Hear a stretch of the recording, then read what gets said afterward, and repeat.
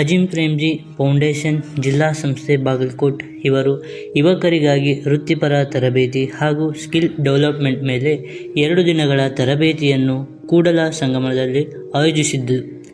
ನಿನ್ನೆ ಮುಖ್ಯವಾಗಿ ಉದ್ಯೋಗಾವಕಾಶಗಳ ವೃತ್ತಿಪರ ತರಬೇತಿ, ಸ್ಕಿಲ್ ಡೆವಲಪ್ಮೆಂಟ್ ಮತ್ತು ಸಾಮಾಜಿಕ ಹಾಗೂ ಸಾಂವಿಧಾನಿಕ ಕಳಕಳಿಯ ವಿಷಯಗಳ ಮೇಲೆ ಚರ್ಚಿಸಿದೆವು.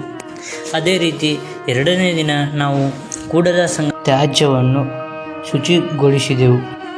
ನಮ್ಮದೊಂದು ಕಳಕಳಿಯ ವಿನಂತಿ ಏನೆಂದರೆ, ದೇವಸ್ಥಾನಕ್ಕೆ ಬರುವ ಎಲ್ಲ ಭಕ್ತಾದಿಗಳು ಪವಿತ್ರ ನದಿಯಲ್ಲಿ ಸ್ನಾನ ಮಾಡಿ ನೀವು ತಂದಿರತಕ್ಕಂತಹ ತ್ಯಾಜ್ಯವನ್ನು ನದಿಯ ತೀರದಲ್ಲಿ ಬಿಡದೆ ಅದನ್ನು ನಿರ್ದಿಷ್ಟಪಡಿಸಿರ್ತಕ್ಕಂತಹ ಡಸ್ಟ್ಬಿನ್ಗಳಲ್ಲಿ ಅಥವಾ ಕಸದ ಬುಟ್ಟಿಗಳಲ್ಲಿ ಅದನ್ನು ವಿಸರ್ಜಿಸಬೇಕೆಂದು ಕೇಳಿಕೊಳ್ಳುತ್ತೇನೆ.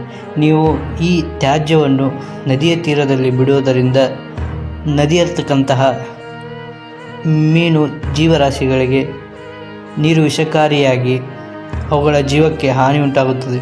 ಅದೇ ರೀತಿ ಬರುವ ಭಕ್ತಾದಿಗಳು ಅದೇ ನೀರಲ್ಲಿ ಸ್ನಾನ ಮಾಡುವುದರಿಂದ ರೋಗ ರುಜಿನಗಳು ಹರಡುವ ಸಾಧ್ಯತೆ ಇದೆ.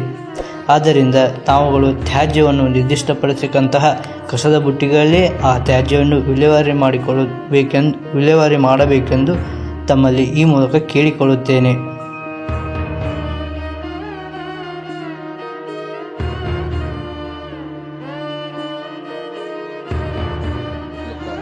ನದಿ ದಂಡೆಯೊಳಗೆ ಅಜಿಂ ಪ್ರೇಮ್ಜಿ ಸಂಸ್ಥೆಯವರು ಫೌಂಡೇಶನ್ ಅವರು ಯಾವುದೋ ಕಾರ್ಯಕ್ರಮ ನಿಮಿತ್ತ ಅವರು ಸುತ್ತಮುತ್ತ ನದಿ ದಂಡೆಯಲ್ಲಿ ಬಟ್ಟೆ ಗಿಟ್ಟೆ ಎಲ್ಲ ನೋಡಿಕೊಂಡು ತಮ್ಮದು ಒಂದು ಅಲ್ಪ ಸೇವೆ ಇರಲಿ ಅನ್ನೋ ವಿಷಯಗಳು ಎಲ್ಲ ಟೀಮ್ದವ್ರು ಬಂದು ಕ್ಲೀನ್ ಮಾಡ್ಕೊಂಡು ಭಾಳ ಸಂತೋಷ. ಎಲ್ಲರೂ ಕ್ಲೀನ್ ಮಾಡಬೇಕು, ನಮ್ಮ ನದಿಗಳನ್ನ ಸ್ವಚ್ಛವಾಗಿ ಇಟ್ಕೋಬೇಕು ಅನ್ನೋದು ಎಲ್ಲರದ್ದು ಉದ್ದೇಶ.